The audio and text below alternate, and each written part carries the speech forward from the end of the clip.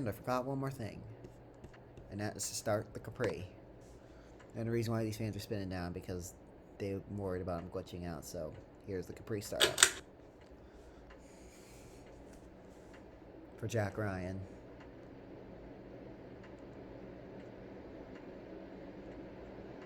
This Capri is blowing a lot of air, man. Small fan.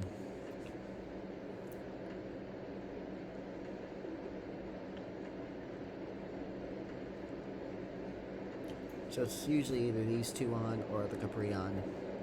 I think it would be a better idea to run the Capri during the shoulder seasons.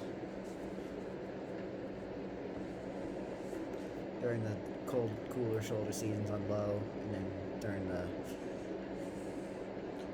warmer ones, turn the Crestfield and Saturn on.